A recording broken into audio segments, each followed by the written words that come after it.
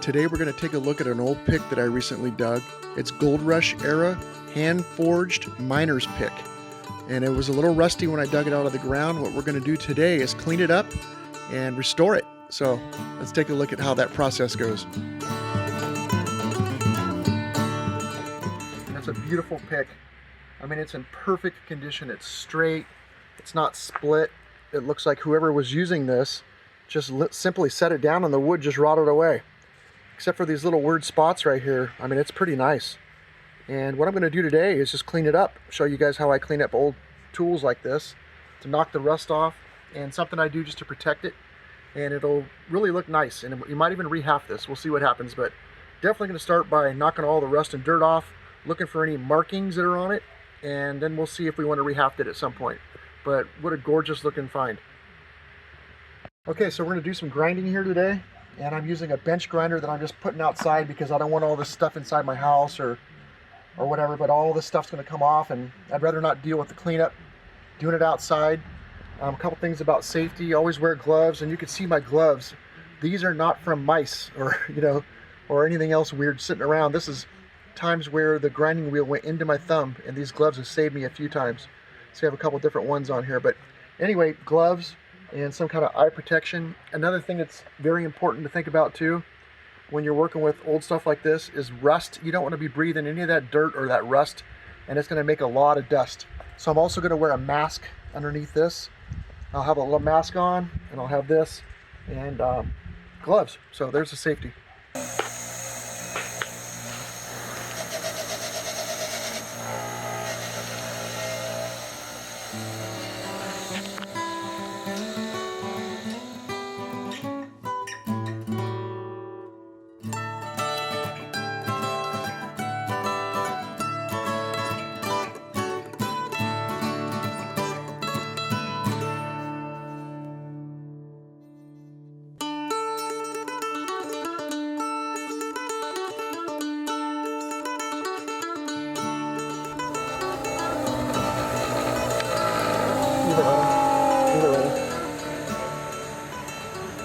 Another thing I wanted to talk about real quick is the picks are usually marked right in this area right here.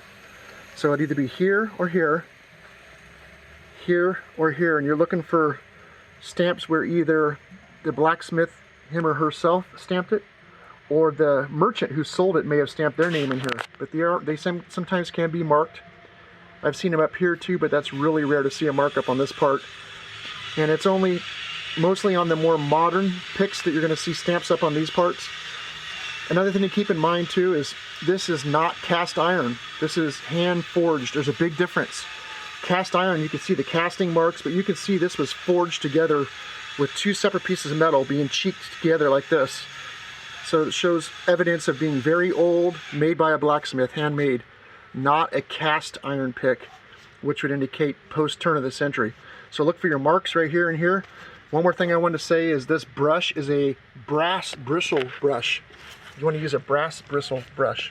That way you're not, brass is softer than steel, so you're not damaging the steel. If anything, the brass will strip away before the steel does. So let's get back in there and see if we can find a mark on this side. So far, no luck on this side.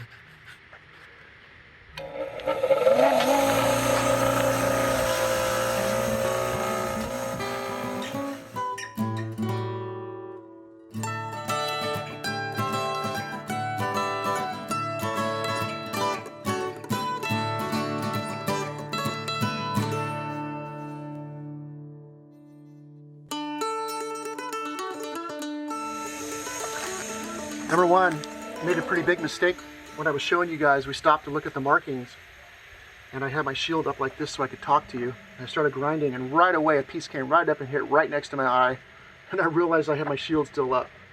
Pulled it down, and shows you how quick something could go wrong.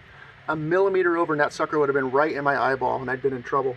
And then you also saw the bench grinder pull this out of my hand and dropped it to the floor. So accidents do happen. Best thing you can do is just try to stay in a situation where you're not in the line of fire.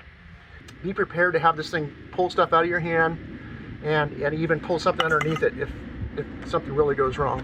This is scary stuff and a little dangerous, But if you're willing to do this and take the proper safety precautions, it shouldn't be too bad. I've never had anything serious happen, knock on wood, but you can see how accidents can happen. So anyway, no markings on this, and that's too bad because I really thought this had a ton of potential to have a marking on it. But we'll do the next step, and we'll clean it all up inside here, and we'll treat it with some oil. Okay, so I used a stainless steel brush, got in here and knocked all the dirt out of the inside of it. All the loose dirt is out. You can see in there it's pretty clean. And we got the wire wheel brush on here from the bench grinder, and it's ready to go. So I'm going to use Remington gun oil. This is something I bought at Walmart, and it's very inexpensive, but it works awesome for this. And it puts a nice seal on these iron objects like this. And I have several pieces in my little museum in the house there that I've used Remington gun oil on. And it puts like over a short period of time, it turns into like a coating almost. And it's never greasy or oily, or there's no oil film on it. It's a nice dry, a little bit darker look, but it's completely protected and it looks great. So let's go ahead and show you how I do that. It's super simple. I just spray it on and rub it in a little bit.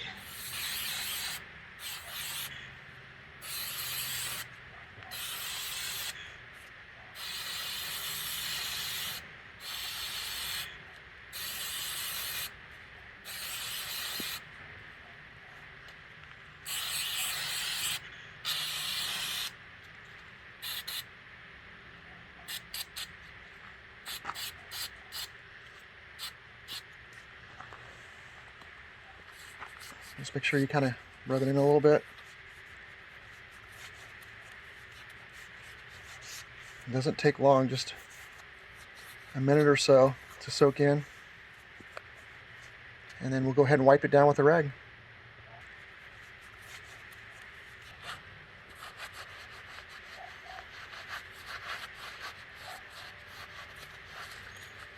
Still looks like it has a little bit of a film on it here, but that will dry, and just in 15-20 minutes it'll be dry with no film at all, no smell really, but it'll keep that nice protected finish on it for a long time.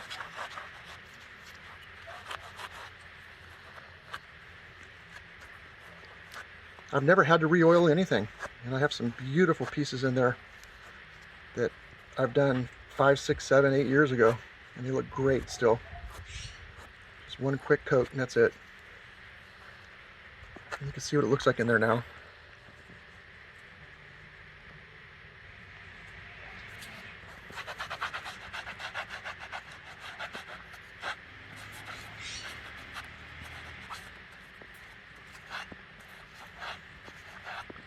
Okay, so that's what I do.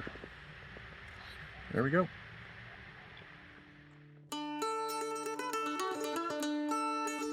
To make all these videos takes a lot of effort and a lot of hard work, and I would so appreciate it if you could take the time to subscribe now, and also give me a like. If you want to be notified when new videos come out, make sure you click the bell for notifications as well. Thank you.